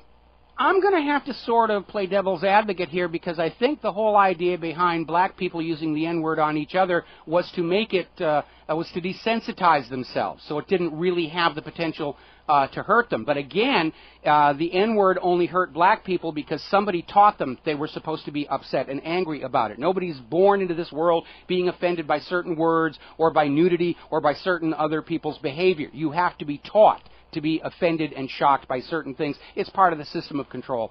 And I don't think anybody should be using the word, but on the other hand, we do have a First Amendment. I just think that we should all learn that if somebody says a word that we've been taught to be shocked about, we say, I refuse to be shocked anymore. I refuse to surrender control of my own mind because somebody years ago said, oh, when you hear this word, you should go, wah, wah, wah. And I refuse to go along with that. Yeah, I mean, I can see your point, and I don't have a problem with that. My thing is that, you know, it's not like we invented the word. So it can't be a term of endearment, at least I'm speaking particularly for myself, if I didn't invent it. Mm-hmm. Okay? And then when you have the likes of Martin Luther King and Medgar Evers and Malcolm X and all the people who came along and fought for us to have pride in ourselves, then thanks to the music industry and others, it seems like we've lost all that pride. Yeah, I would agree with you on that. I have to let you go. We got to take a break for Phyllis Shapley and some commercials. We'll be back with one more phone call, and then Lady Love will be joining the show. America, welcome back to the show in our third hour here. And before we go to the phone call and before we go to Claire, there's a story that's breaking that I really need to call everybody's attention to. We have talked before about controlled assets on the internet, on the blogs, and there's a name that a lot of people have come to understand represents government propaganda, and that's the name Saoirse Fall, coming out of a website called whatdoesitmean.com, which I think is sort of a left-handed homage to what really happened. And Saoirse Fall's real name is David Booth, lives in Virginia, right in the middle of federal government propaganda territory. Over time, people have learned to ignore the Saoirse Fall stories, and so they've adopted a tactic of copying the stories without attribution into other websites, and then from those websites try and mail them out to websites like mine, hoping the story will get run, even though it's absolute nonsense. And the one they're flooding onto the net today that you need to be very cautious about is a claim that Putin has authorized a nuclear first strike against U.S. Navy forces in the eastern Mediterranean. And it's absolute nonsense. Now, as I said before, the reason they may be prepping this idea is that one possible scenario for an Israeli false flag to really get the wars back on track is to take one of their Dolphin-class submarines, which we now know are operating in the eastern Mediterranean, sail it in real close to Syria's coastline, and launch one of their cruise missiles, which Germany acknowledges are armed with nuclear warheads, and sink one or more of the U.S. warships there, and then scream, oh my goodness, Iran does have nuclear weapons, they gave one to Assad, Assad used it against U.S. forces, we're now at war with Syria and Iran. And so they're trying to fan this up, and it is very obvious at this point, with global opposition to war with Syria and Iran, the people inside the United States, inside Wall Street, who know that if they don't move the wars forward, this whole Ponzi scheme economic system is finished. They will do anything to get that war, and they're just trying to put out all this nonsense, trying to retake control of the minds of America. and the world, it's not working. And we're basically at a point right now where a major false flag event is the last card they've got to play, and we have to be on guard for that, and we have to talk about it, because the only way we're going to evade that false flag is if we can shatter their confidence that the official story about whatever will be believed. That we have to work on breaking their confidence that they're still able to fool the people of the United States of America and the people of the world. All right, we're going to go back to the phones. John in Barbados is back on the line. Aloha, welcome back. What's on your mind? Okay, Michael, for your little catchphrases, I have another little poem, if I may read it. Real quick, though, because we got to get... Go ahead. Yeah. Those who want to promote war. Here's your rifle, here's your sword. A parachute is for your hunt, to give you access to the front. Leading from the TV screens is unacceptable to human beings. You armchair soldiers, you are fools. For Israel's wars, you are the tools. It's time to accept this adventure, to prosecute this risky venture. The people here refuse to roam. Our precious children stay at home. You are really very good at this. You are really very good at this, and somebody ought to set some of this stuff to music. Again, mail that in to me, and make sure that I have the correct name for attribution when I put it up on the website. But we're going to have to let you go now, because now's the time to turn over the microphone to this gorgeous creature sitting here behind me, the lovely Lady Claire. Oh, well, thank you, sweetheart. And what is on your mind today? A lot, and a lot concerning Syria, as I know you've touched on a lot of topics. A couple of things swirling around that I think our listenership needs to know about. Now, there has been, I can't describe it as any more than a rumor, but it was placed in a very prestigious online resource. And the title of this article is Elite Syrian Unit Scatters Chemical Arms Stockpile. And this is alleging that their poison gases and munitions have been dispersed to as many as 50 sites to make them harder for the U.S. to track, according to American and Middle Eastern officials. Oh, really? Well, let me comment on that here. Yeah. First of all, both Syria and Russia are stating that Assad's chemical weapons are in 2 locations under heavy guard, so the rebels cannot get them. Right. This idea that they're dispersing them to 50 different cities is to set up the excuse for the United States to go in and launch cruise missile attacks against 50 cities in Syria. Yep. Alan Grayson has already come out and said this is complete nonsense, this dispersal order. And again, it's just more of the government trying to build a case for a wide-ranging military intervention in Syria, not to get rid of chemical weapons, but to smash Assad's military so this hired mercenary army can continue to get Assad out and put in a new U.S.-controlled puppet regime over the Syrian people. But the interesting question about that is, when Assad goes, is the U.S. actually going to be in a position to get rid of these hired mercs? Now, that's an interesting question. That is a very interesting question, Yeah. because right now the hired mercenaries, the so-called rebels, the Free Syria Army, are being dominated by these Islamic fundamentalists who are already trying to enforce Sharia law. There have been numerous reports of Christians being forcibly converted or executed at the hands of these people. And if Assad goes, and this group seizes power in Syria, we're going to have another country that hates the United States even more. And it's going to be a huge, huge backflash. But again, the U.S. agenda going into Syria is no further than provoking the war with Iran, which is what they've really been after. They're going to bomb Syria, and then once Iran is gone, involved in the conflict, the U.S. is just going to go over to Iran, and they're just going to let Syria thrash itself out. And one thing that I found very interesting and very disturbing about Kerry's meetings with his counterpart, Andrei Lavrov, in Geneva, he seems to still be pushing the idea of an attack and slamming the Syria deal. And as a response to that, I noticed in Global Research this morning a very well-written article called The Dangers of Retaliation and Military Escalation. Russian lawmakers are calling for more weapons to Iran if Syria is attacked. Well, see, again, that is the U.S. wants escalation. Yes. Okay, if this war stutters to a halt now, more and more nations are going to start turning away from the U.S. dollar. They're going to be selling American assets, and the whole thing is going to implode. That is really explains everything. When they talk about escalation, that is what the United States wants. They want this thing to fan up more and more. And that's the real danger here. Yes. We've got the United States government. They feel they must have a global war that does include the risk of nuclear weapons. And, you know, it seemed very strange after Putin and al-Assad seemed to give Obama a graceful exit to this thing about red lines with chemical weapons in Syria. The reality is that the American economy is in an absolute stinking dung heap of a mess. The quantitative easing has thoroughly destroyed the value of the U.S. dollar. The last decently paying jobs are still being offshored and outsourced at a dizzying pace, and Americans are very furious at having to do more with less, with taxes sky high and no benefits to be seen.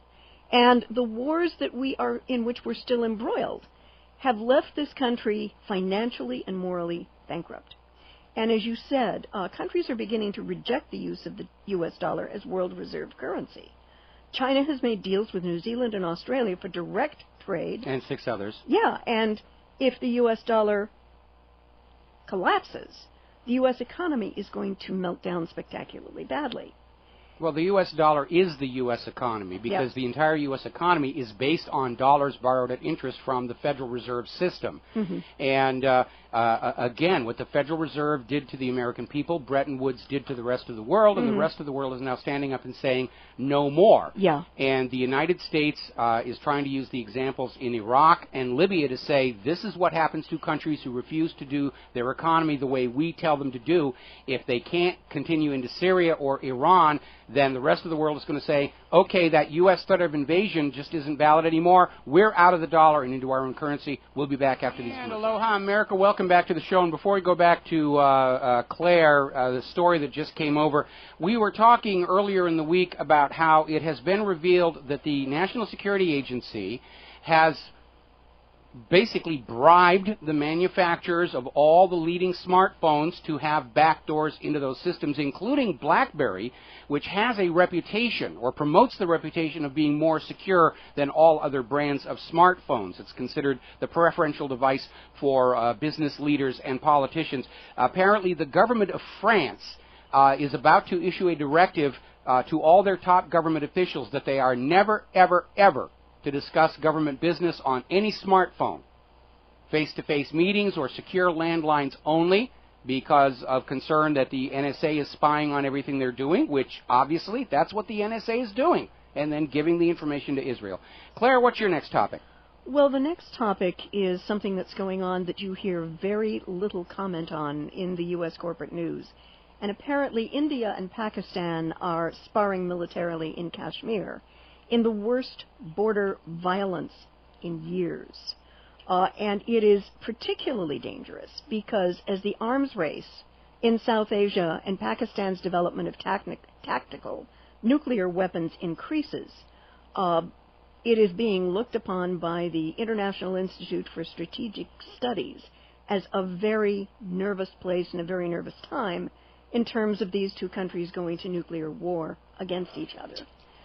And my thought is, right now there need to be large-scale negotiations between New Delhi and Islamabad with constant communications to prevent something really horrible and horrific from happening. And I don't know that those communications are as securely in place as they might be. And I do call upon the Indian government to do one thing that's going to start to ratchet down the tension, and that is the very hotly contested area of Kashmir. Years and years ago, the Kashmiri people were promised that they were going to have a referendum so that they could decide in a free and fair way if they wanted to stay with India, if they wanted to move to Pakistan, or if they wanted to be an independent entity. And the Kashmiri people have never had this happen. It's been one of the most sore points of contention between both India and Pakistan. And resolving this issue, I think, would go a long way to relieving tensions and lessening the possibility of a nuclear exchange between these two nuclear-armed countries.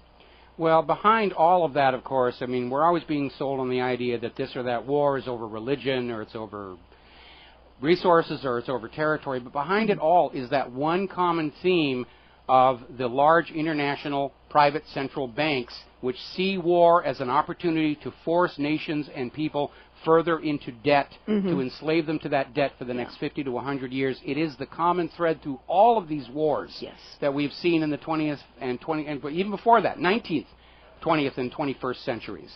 And it's time for the people of the world to wake up and realize this horrible, bloody scam that is played on us time and time and time again. Yeah.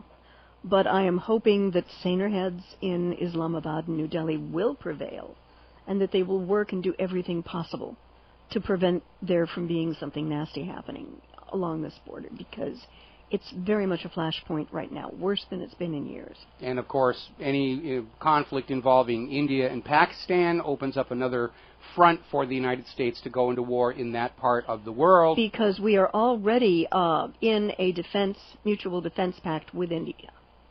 While we're drone striking Pakistan. Yes. And well, yes, and that agreement does not end, I believe, until 2015.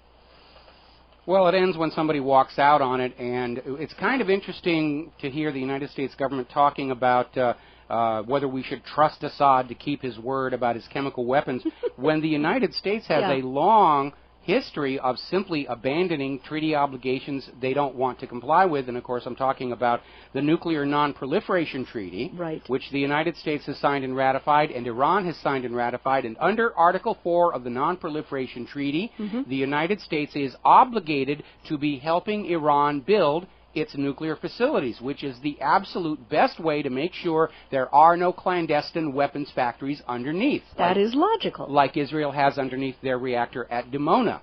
And the United States has violated, it's broken the Non-Proliferation Treaty, first of all, by not helping Iran build their facilities, and second of all, by using the threat of military force to coerce Iran into surrendering their rights under the Non-Proliferation Treaty. So with the U.S. flagrantly breaking treaties left and right, I find it very amusing to see our politicians up here on Fox News talking about whether Assad can be trusted to keep his international obligations.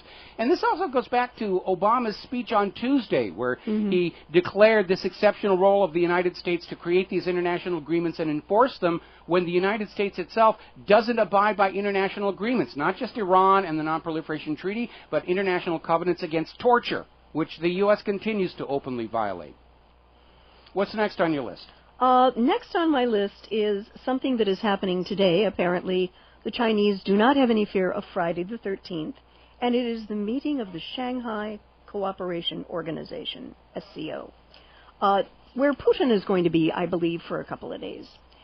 And it's made up of major and minor players, and Russia and China are kind of the main attractions. Kazakhstan, Kyrgyzstan, Tajikistan, and Uzbekistan sit on the sidelines, hoping for a spot in China's Go West strategy. And it was very interesting the way this article was couched.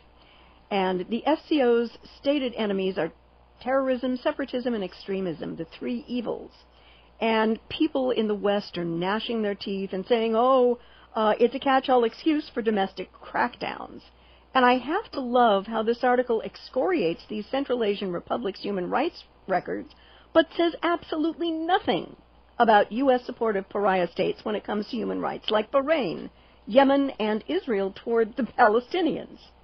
And China has been making deals and cementing trade opportunities to grow. The U.S. government has been waging wars to attempt to achieve the same outcomes, but these wars have failed. And they bankrupted this country, both financially and morally. And what is wrong with this picture? Everything. Everything's wrong with it. Yeah. Of course, the real issue for the United States with the Shanghai Cooperative Organization, as it is with BRICS, is they're forming their own currency for trade and investment across their borders and dropping the dollar. And of course, especially that is why the United States wants to go to war against China, because China's yuan is looking very attractive as a global currency right now. China has signed direct currency swaps with 8 nations without going through the dollar. and that's why now they're trying to fan up North Korea again. Oh, they're making plutonium. They've got a Death Star. They're tearing the tags off their couch cushions. You loyal Americans, you should want to go and kill the North Koreans. And no, I don't. I have absolutely no truck with North Korea. We have a couple of callers waiting on the line. We need to start grabbing Michael in North Carolina. Aloha, Michael. Welcome to the show. What's on your mind? Hey, aloha, Mike. Issue of the day, which really applies to everything else that you've been talking about with Syria, and is I'd like to get your thoughts on it. I know I have my thoughts on it because I read the bill, but it's the SHIELD law that was just passed. The incredible amount of just rampant tyranny in this bill, it astounds me. It astounds me. So I'd like to get your take on that. Well, can you give us a couple of examples of what it is you find most objective, can't even talk anymore, objectionable in this bill? What's objectionable is that the definition of who will determine who is a journalist is not given in the bill. Well, it's so we have to take a break for commercials. Hang on. I'm going to bring you back and let you finish after these words from our sponsors. Aloha, America. Welcome back to the show. We're talking with Michael in North Carolina about the new journalist SHIELD law that is apparently just passing out of committee.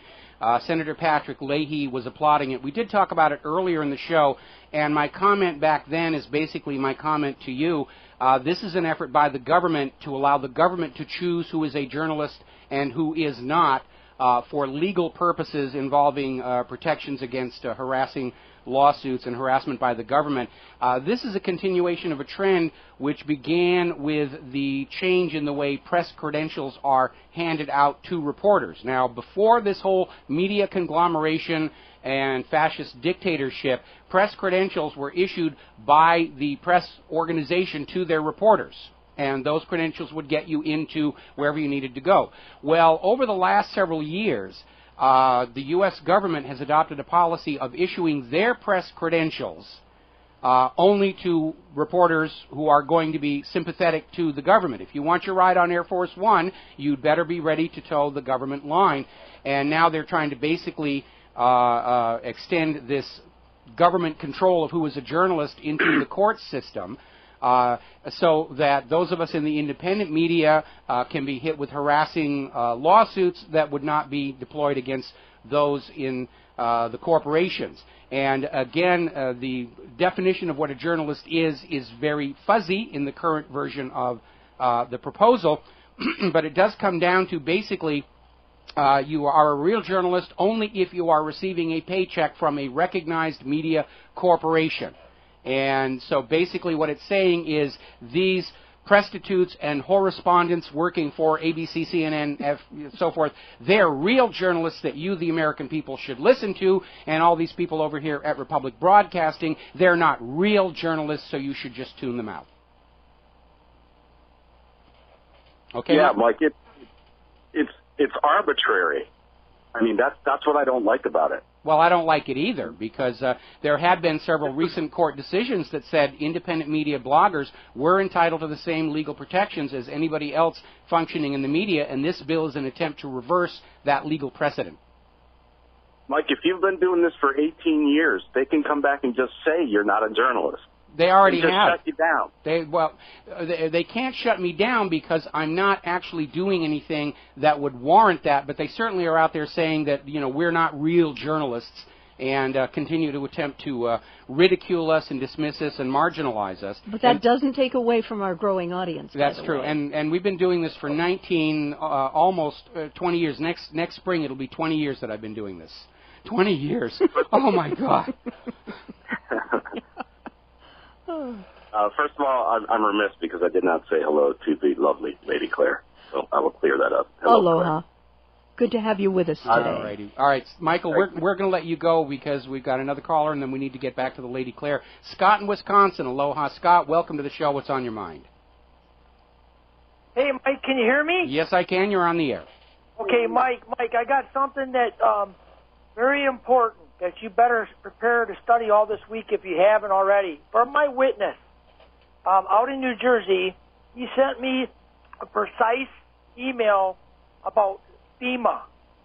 FEMA is preparing to a major event on October 1st. Mm-hmm. Let me tell you the states: Washington, D.C., Delaware, Maryland, Pennsylvania, Virginia, and West Virginia.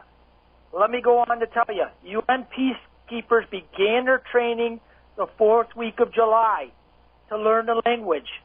How many troops are training? 386,000 troops. They said the Center Disease Control has ordered 11 million worth of antibiotics. It goes on to say all DSH agents must qualify with sidearm shotguns and AR-15s by September 28th. This goes on, Mike. This is a situation when you go back to Lindsey Graham saying moving those situations down to South Carolina. Oh, boy. Well, again, like I've been saying... That false flag you were talking about, Mike, but do study this because this was a precise folder, and I'm bringing it to you alive, red alert. So just comment, and I'll get off here, and have a good weekend. Aloha, Claire. I love you. God bless. Aloha. Well, you're absolutely right. This government has run out of any other option. The corporate media cannot control what you, the American people, are thinking. The government's lies are being seen as lies. They've lost control and traction of the American people. They're down to the point where a major false flag is the only chance they have to regain control of the nation, to declare a national emergency, suspend the Constitution, shut down the independent media. They're going to go for it all. And we know it's got to be something really big because airplanes crashing into buildings, hey, been there, done that, didn't buy the T-shirt. And so I would speculate, especially with the comment about antibiotics, that the game plan would be to stage some kind of a chemical or biological weapon attack all across the country, probably using anthrax because they don't want a secondary infection, secondary communicability to trigger a runaway contagion that they couldn't actually control. But yeah, it seems to be, I'm not surprised they're at least considering it and planning for it, because that really is about the only thing they have left to play, and I don't think it is just a coincidence that they're talking about this in the first part of October when the U.S. economists are saying that the U.S. government will start to default on its major financial obligations by mid-October. So it looks to me like they're really getting ready to try something desperate, and the only way that we are going to head them off is for us to openly talk about the government's history of lies and false flags to get what they want, and to shatter their confidence that they will be believed whatever the official story is. And if we can do that, if we can make them doubt their ability to sell us a new pile of bovine excrement, they'll call it off. Because, frankly, I think we've already done it. I think there would have been false flag attacks long before now if they thought they were going to be believed. And especially after the polls coming out of Wednesday's anniversary of 9/11, overwhelmingly showing Americans not buying the government story, hopefully they will call it off. But they are desperate. People in power will do anything to keep that power. People with vast amounts of wealth will do anything to keep vast amounts of wealth, and that is unfortunately the reality and the curse of the modern world. Let's see. We have one more caller on the line. I'm sorry. We're very popular. Okay. George in Texas. George, aloha. Welcome back to the show. What's on your mind? Hello, Mike. Hello, Claire. Hello. You know how they like to define what we are? I think we, the people, should get a chance to define what a public servant is. That's a great thought. Well, my first definition is not a public master. Yeah, because them defining who a journalist is, that is because we, the alternative media, are kicking their butts and they don't want to be criticized. Well, that's absolutely right. The independent media, I think it was 2 weeks ago, Kerry was out there saying how the Internet and the independent media is just making it impossible to govern, with Kerry viewing the word govern as meaning rule with absolute authority. And he's right about that. I take pride in over the last 20 years, I mean, I've made a few mistakes, but by and large, I got a good track record for figuring these things out. And yes, we have exposed government lie after government lie after government lie till we've reached the current situation where most Americans are now accepting the fact this government does lie to them. Well, can you put another poll on your website, and that is, who is a real statesman, Barack Obama or Vladimir Putin? Oh, I can already tell you how that one's going to come out there. There's a petition up at the White House petition website to take away Obama's Peace Prize and give it to Putin. Yeah. Well, have a good weekend, Mike and Claire. All right, thank you very much here. And it looks like we've, we're coming up on a commercial break, and we've got one more phone call. This is going to have to be the last call, though, because I'm shutting off my lady love from, what did you want to talk about next? Next, I wanted to talk about the abuse of children in Israel, Palestinian. Okay. Go ahead. Okay. I'm sorry. I didn't know quite where we were. Shame on me. This comes to us from a pretty responsible resource, most of the time, Global Research. Mm-hmm. And on August 27th, an Israeli human rights organization, B'Tselem, day after, allegedly, Assad gassed his own people, came out with a study called Abuse and Torture in Interrogations of Dozens of Palestinian Minors in the Israeli Police Etzion facility. And what is apparently going on is Palestinian kids as young as 10, let me rewind and say that again, as young as 10 and even younger, are arrested and terrorized. Family members are threatened not to intervene, they're beaten if they try, and these children are violently abused. They're blindfolded, shackled, and beaten. They're threatened with worse. Sexual threats and abuse are common, and so are electroshocks. These kids are... Well, we'll get to this at the second All right, half, yeah, right we're after. going to take a break for Yeah. commercials. Mhm. And by the way, to the person who called in, that wasn't a spider on our banner. It's a gecko, so it's harmless. They're our friend. We'll be back after these. Aloha, America. Welcome back to the show. And we, when we went to break, we were talking about this campaign of literally terror carried out against Palestinians and Palestinian children by the forces of Israel. And, of course, Israel is who the U.S. government is taking their direction from, which is why we are seeing an escalation of police brutality in this country against innocent Americans, including children.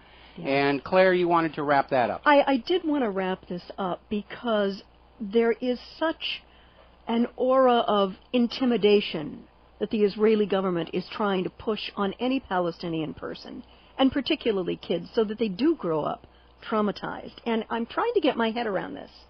The alleged only democracy in the Middle East, quote-unquote, tortures children in order to extract confessions from them? I mean, how completely sick and twisted and morally repugnant this is to me. I can't wrap my head around it. Well, as you say, it's to keep the people traumatized so that they react in automatic fear when they see an IDF uniform, just like all the police brutality here in the United States, and these live fire drills in the schools are designed to traumatize Americans so that we automatically react in fear when we see the uniform. Oh, it's the Gestapo, it's the brown shirts, it's the Stasi, run, cower, hide. Yeah. And if I had a kid where I knew that was going to happen, I would yank them out of that school so fast and homeschool them. You know, the principal's head would be just whirling around backwards like Linda Blair's in The Exorcist. Boy, here's one somebody just sent me in response to the Israelification of the U.S. police. This is coming out of Activist Post, basically saying the Merced, California Police Department, when they find injured animals out there on patrol, rather than putting them down humanely, they're delivering them to the police shooting range for the police to practice on. Living targets. Get them used to just sort of killing things as kind of an automatic part of the business. That's a little sick. That's more than a little sick, honey. It's very sick. Yeah. All righty. What's next on your list? Well, basically, as we head into the rest of this month and going into October, when, let's say, the excrement is supposed to hit the fan in terms of the U.S. not being able to meet its debt obligations, I'd like to remind all of our listeners to not be panicked, not be scared, but prepare. And Absolutely. do the common sense stuff we've been talking about and we've been preaching on this website for a long time. Make sure you have extra food with you. Make sure you can defend your family. If anyone, humans or pets, are on any medication, get some extra. And if the doctor or veterinarian says why, just, you would like to be prepared, and it's not unreasonable. In some parts of the country, it's perfectly reasonable. Like if you're in Southern California, you call it your earthquake kit. If you're down along the Gulf Coast, it's your hurricane kit. We use the same name here in Hawaii. We want to be prepared. Looking at the collapse of the Soviet Union, it was about 3 months before things really started working properly with the Russian Republic, and you should be prepared to deal with that. Certainly, again, you should, because of what happened in Cyprus, what just happened in Poland, you should have no more money in the bank than it takes to meet your immediate obligations. Mm-hmm. You should have some of your money in silver or gold or even junk silver, which is going to make a nice uniform bartering tool to get by. Right. And again, I'm going to say this one more time. Do not initiate violence against the government. That is what they want. That's what they're hoping for, so they can justify martial law and a national emergency. But you must be prepared to defend your home when government initiates violence against you. Right. And also in your community, find people you are comfortable with, that you may be able to collaborate with. Maybe you have a skill. They don't. You can do something for each other by way of barter. You may also want to exchange certain foodstuffs if they've got a lot of one thing and you've got a lot of another.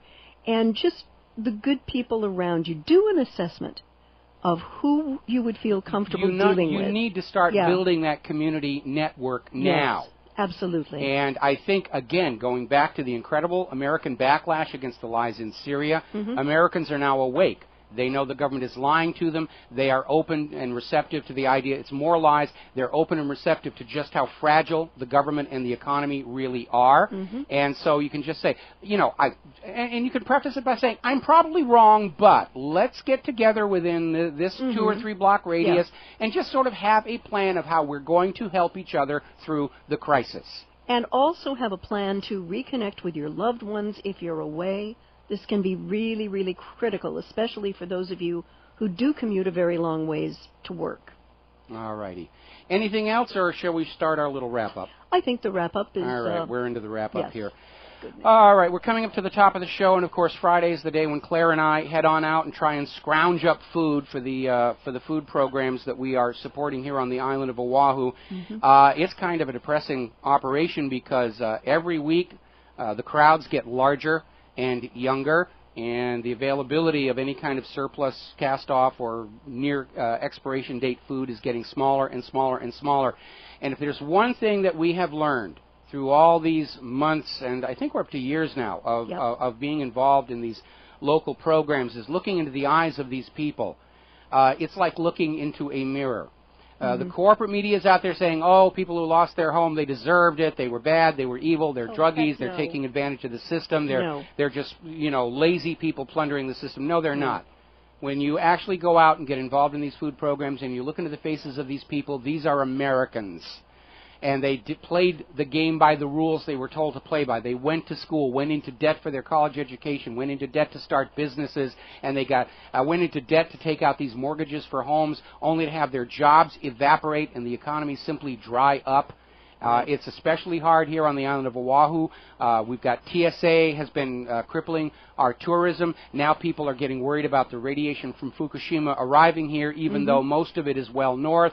We've had this horrible industrial accident that's literally jammed up Honolulu Harbor with molasses, and it's just times are really tough here. And I'm not saying that to be exceptional, because times are tough everywhere in the country, unless you're a defense contractor or part of the paid Warhawk propagandists, or you're on Wall Street. And a reminder of what we said earlier in the show, 95% of the additional cash poured into the United States during the so-called recovery wound up in the pockets of the 1%.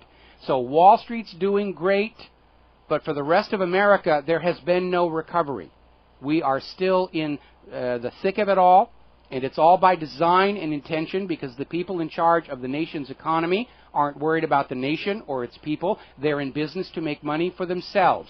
And that is why when this nation was started, it was started with a government-issued currency, a public currency operated as a public utility, and it has been stolen away from you by the Federal Reserve, and you have had your lawful money, constitutional money, replaced with mandatory borrowing at interest from the private central bank.